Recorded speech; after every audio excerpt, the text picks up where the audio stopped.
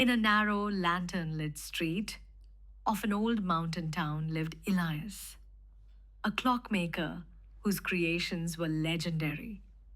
His clocks didn't just tick, they sang.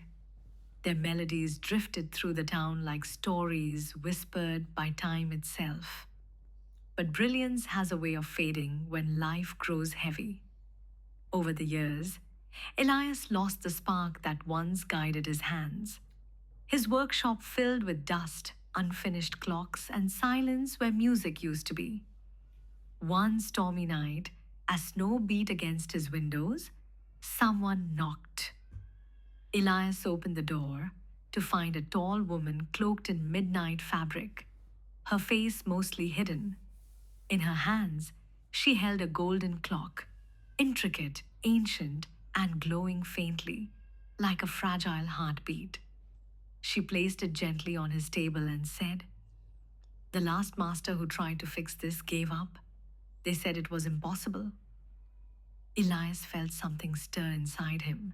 Fear, maybe, or the ghost of the passion he once had. Still, he nodded and agreed to try. For 3 long nights, he studied the strange clock.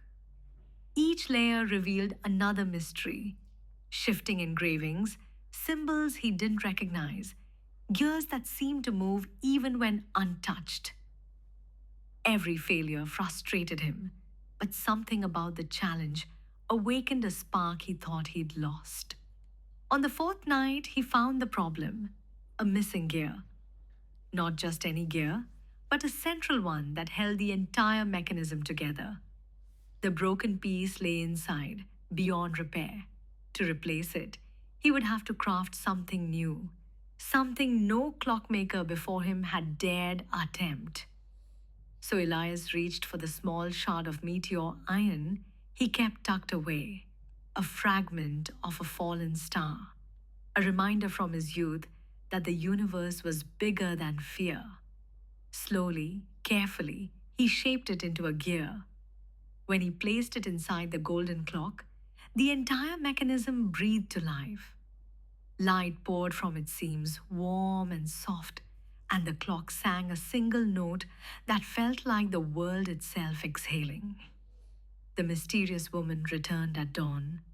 She smiled at the glowing clock and at Elias.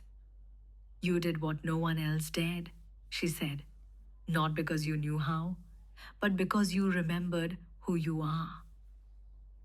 And then she stepped into the snowstorm and vanished almost too quickly, as if she'd never been there. The next morning, Elias found the golden clock again on his workbench, though he had been sure she took it with her. A small note lay beside it. "The clock never needed fixing. You did." And beside the note was the meteor iron gear he had crafted, only now perfect, polished, and warm to the touch. His spark didn't just return, it roared back to life. From that day on, Elias created wonders greater than anything he'd made before, because he finally understood that sometimes the only broken gear is the one inside you. And the courage to repair it had been in his hands all along. Hope you enjoyed the video. If you do, subscribe, hit that like button, and do share it with your friends and family. And yes, don't forget to press the bell icon to not miss an update from us. Also, let us know what type of stories you want to hear next.